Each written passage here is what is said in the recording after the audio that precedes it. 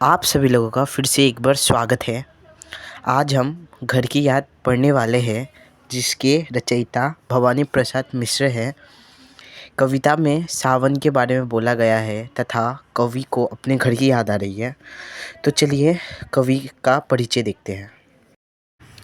भवानी प्रसाद मिश्र जी का जन्म सन 1913 ईस्वी में तिगिरिया गांव होशंगाबाद मध्य प्रदेश में हुआ था। प्रमुख रचनाएं हैं सतपुरा के जंगल, सन्नाटा, बनी हुई रस्सी आदि। प्रमुख सम्मान साहित्यिक अकेडमी, मध्य प्रदेश शासन का शिखर सम्मान। इनका मृत्यु सन 1985 ईस्वी में हुआ था। अब चलिए कविता को देखते हैं। घर की याद। आज पानी गिर रहा है, बहुत पानी गिर रहा है। रात भर गिरता रहा है, प्राण मन घिरता रहा है। बहुत पानी गिर रहा है, घर नज़रों में तीर रहा है। घर की मुझसे दूर है जो, घर खुशियों का पूर है जो। उपयुक्त पंक्तियों में कवि अपने घर से दूर एक जेल के काल कोठरी में बंद है। सावन के महीने में खूब बारिश हो रही है, जिसे देखकर कवि को अपने घर की याद आ जाती है। कवि कहते हैं कि आज बरसात हो रही है, बहुत पानी बरस रहा है और इस पानी को देखकर मुझे मेरे घर याद आ जाता है। कवि के आँखों के सामने वह घर दिखाई दे रहा है जो इस समय उनसे दूर है, जो खुशियों का भंडार है। कहने का तात्पर्य ये है कि कवि के घर में खुशियाँ भरा माहौल था, जहाँ सभी लोग मिलजुल कर हंसी खुशी रहते थे। कैद में होने के कारण कवि इस समय अपने घर से दूर है। घर में चार भाई, मायके में बहन आई बाप के घर, हाय रे परिताप के घर। घर में सब जुड़े हैं, सबकी इतनी कब जुड़े हैं। चार भाई चार बहिनें, भूजा भाई प्यारा बहिनें। उपयुक्त पंक्तियों में कवि अपने भाई और बहनों के आपसी संबंध के बारे में वर्णन कर रहे हैं। कवि कहते हैं कि उनके घर में चार भाई और चार बहनें हैं और उन सभी के बीच गहरा प्रेम है। बहनों की शादी हो चुकी है और कवि अंदाज़ा लगाते हैं कि आज वे अपने माता पिता के घर अर्थात अपने मायके आई हुई होगी। यहाँ पर कवि अपने बहनों के मायके आने का अंदाज़ा इसलिए लगा रहे हैं क्योंकि सावन के महीने में रक्षाबंधन का त्यौहार आता है और इस दिन विवाहित बहनें अपने भाई को राखी बांधने अपने मायके जाती है।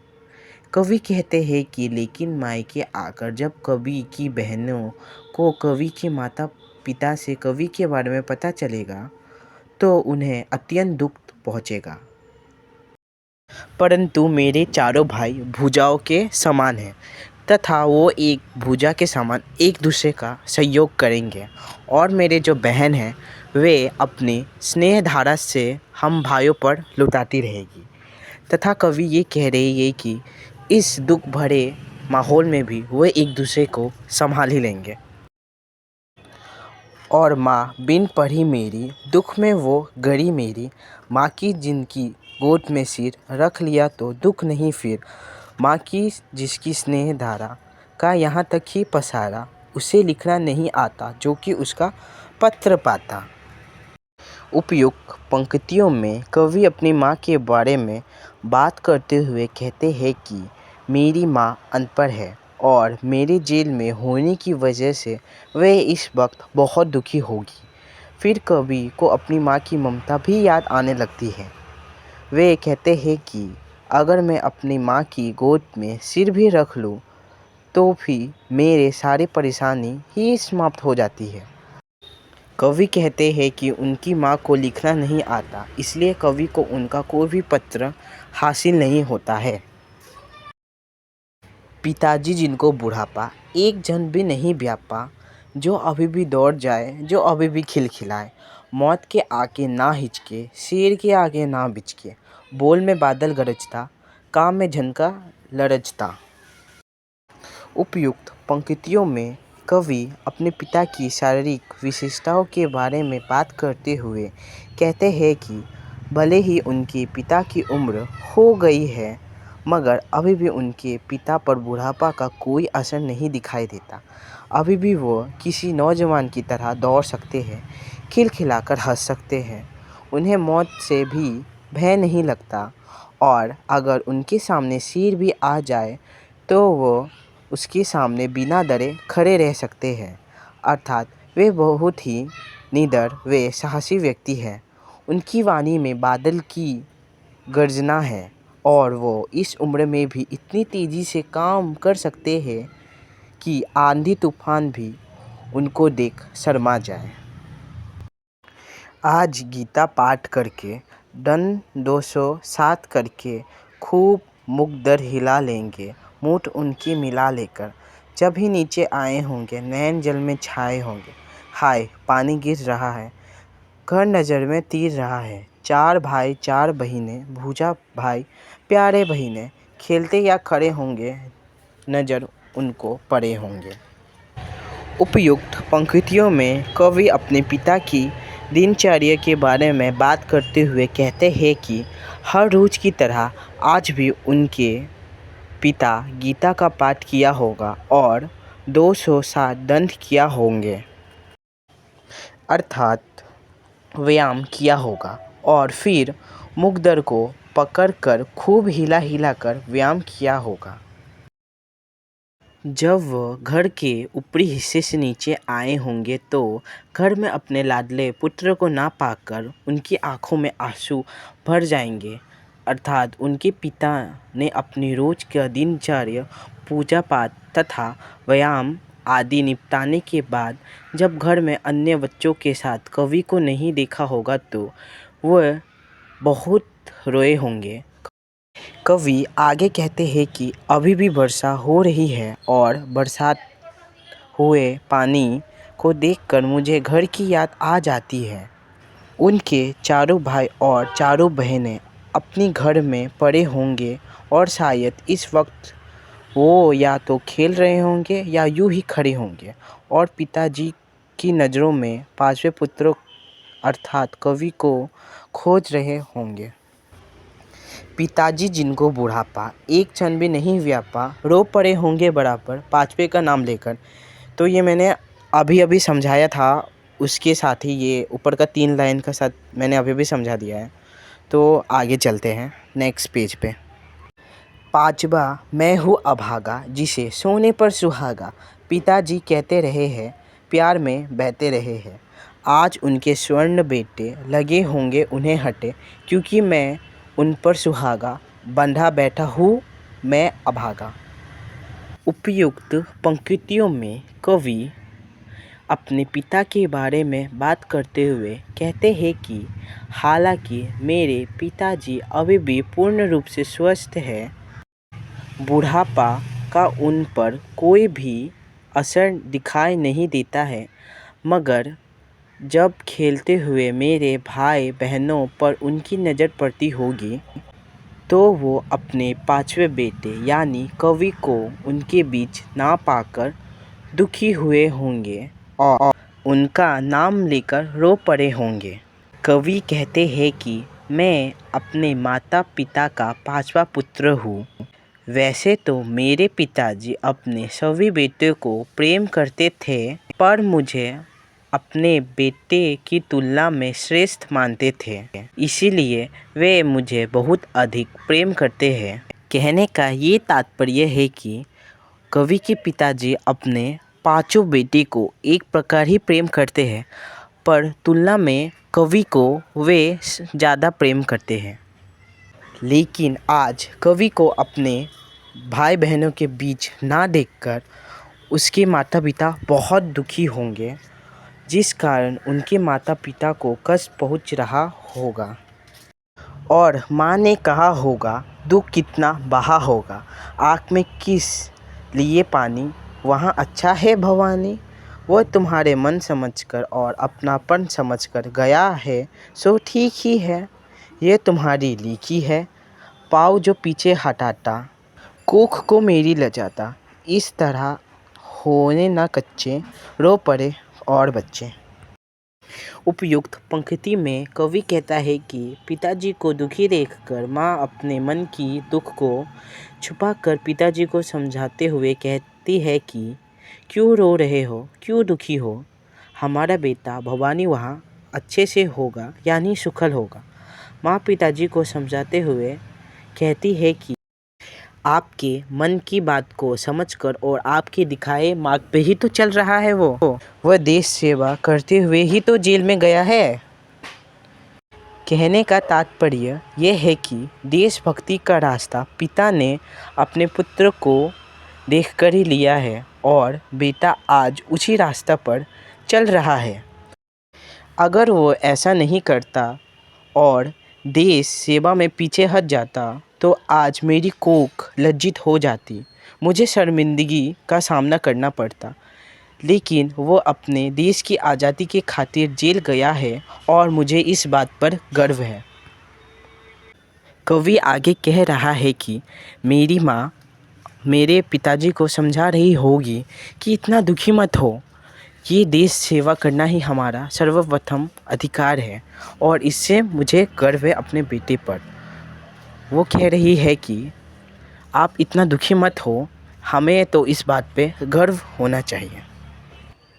पिताजी ने कहा होगा, हाय कितना सहा होगा, कहाँ मैं रोता कहाँ हूँ, धीर में खोता कहाँ हूँ। हे सजीले हरे सावन, है कि मेरे पुण्य पावन, तुम बरस लो वे ना बरसे, पाँचवे को वे ना तरसे। मैं मज़े में हूँ सही है, घर नहीं हूँ बस यही है, किंतु ये बस बड़ा बस है, इसी बस में बस विरस है।